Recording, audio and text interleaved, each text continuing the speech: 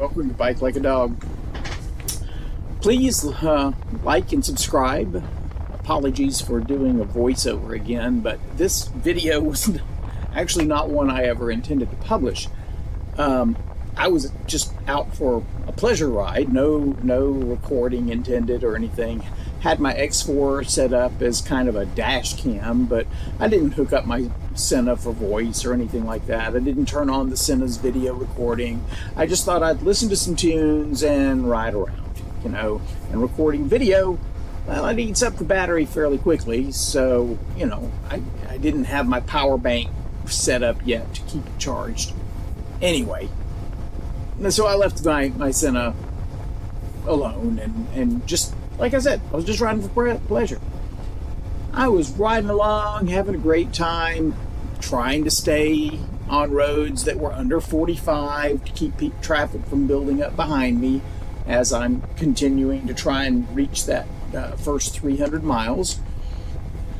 And I thought I'd head down and take a look at some of the dirt roads that I'd ridden on my Z500 prior to the accident. I mean, no biggie, right? I've ridden on the roads on a much less capable bike, and so I thought, hey, that's fine. And here's an example of the roads I'm talking about, right? No problem. I mean, they're hard packed, very little loose stuff on top. Even my Z was perfectly fine on these things. So when I saw this turnoff for a dirt road that I'd not seen before, I just figured, well, why not? Even though it wasn't one I'd been down, it was in the general area, and I figured they're all pretty much the same. Well, I hadn't gone very far when I realized that this road was different. Whereas the roads I'd ridden before were hard packed and just that small scattering of small rocks and loose dirt, this one had just recently been refreshed with a new layer of dirt, and it wasn't packed down at all. So both tires are just dancing. Okay. Well, I figured, this bike can handle it, and I'll just be really careful. I tried standing up a little bit because I'd heard when you're uncomfortable, stand up, right? It's when you're comfortable that you can sit down, because standing up actually gives you better control of the bike, right? That's some of the online advice I had seen. So I tried that, but I sat back down. I had not yet adjusted my controls for standing up in the first place. And in the second place, as a new rider, I still needed a little more practice in general, as well as getting more familiar with this bike before trying to do that on dirt.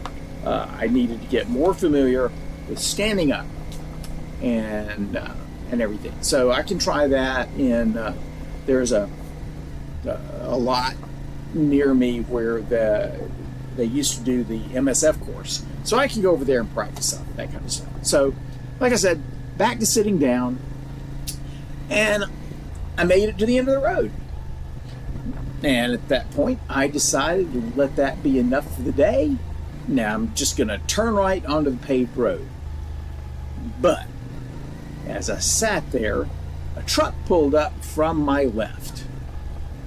Now this was a 45-mile-an-hour road that I was getting ready to turn onto, and well, I didn't want him to be, on my rear tire the whole way while I limited my speed to 40 miles an hour, so I decided not to turn. They say pride goeth before the fall. In order not to look foolish sitting at a stop sign or traveling slowly down the paved road or anything like that, I decided, hey, I'll go straight onto another dirt road. I originally planned to just turn around and come back. It had kind of a paved portion before you got to the dirt, and I figured, well, I'll just go to the end of the paved stuff, and then I'll just turn around and go back. But no, pride. Now here you see my pride as I proceed through the stop sign onto the paved lead-in for the road,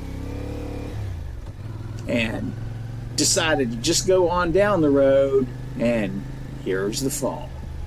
Notice the mound of loose dirt down the middle of the road where they apparently had graded it, and this was the part that, you know, kind of came off the grader and left that mound right in the middle of the road.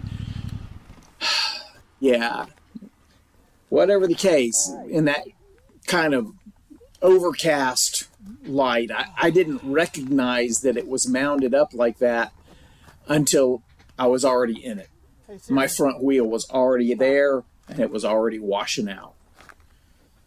Well, I mean, I had already decided from watching other videos that I am not going to try to save the bike, right? Motorcycles can be repaired. Get off the bike, you know, make an unplanned exit, which is what I did. Save my ankles, save your knees. The bike will be scratched, but otherwise, everything's going to be fine. It's not like I was running into a tree or something. Now, I hated that I dropped it when my crash bars are probably only a couple of weeks away, but I also figure, you know, it's an ADV bike. It's going to get dropped. It's going to get scratched. All right. I mean, as far as I'm concerned, if you don't drop your ADV bike at some time, you're not really needing an ADV bike. You can ride any bike because you're really not stretching your limits. Now, my limits are very low, but I tested them. Yeah, I didn't do really well at it, but I tested them. But I did. It's going to sound weird, but I was almost proud of dropping the bike in some ways, because it was like, yeah, I knew this was going to happen, and now it's been through a drop, right? I've been through my first drop. I've been through my first my first off-road fall, you know, and it wasn't a big deal. You know, got it out of the way, and now I can go forward and not, you know, it's kind of like, yeah, it's not something I'm scared of, you know. So, yeah, all right, feeling of accomplishment.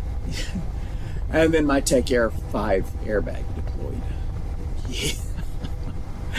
I should have turned that off as soon as I exited the paved road. Just as I should have disabled my rear ABS and traction control.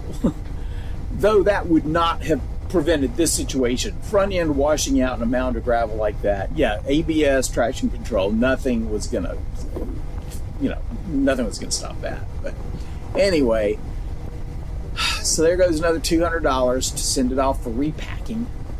That's the second time for this system. You know, 4 times you have to have the thing completely redone. So now I'm looking for about $200 of adventure gear that I'm pulling out of my shopping cart to offset that. But the good news is I was originally concerned about being able to pick up the bike when it fell, and I no longer have that concern. I was able to pick it up just fine. No problem at all. Now, I turned off my camera. I don't have that on recording because, like I said, I really didn't plan to publish this. I didn't plan to put this out there. But, you know, in my earlier videos, I invited everybody to subscribe and enjoy my journey, which would probably be more failures than successes. And so, yeah, here you go. If I'm not going to put my failures out there, then you know, it's kind of like watching a race, or you know, or in my case, maybe a train wreck, where you just can't look away. Anyway, there you go. First big off-road failure, and you know, first step of my journey. So go ahead, subscribe. There's gonna be more. But that's it for today. As for y'all, hey, my advice is let go of your pride. Ride your ride. Okay, I'll be talking to you soon. So long.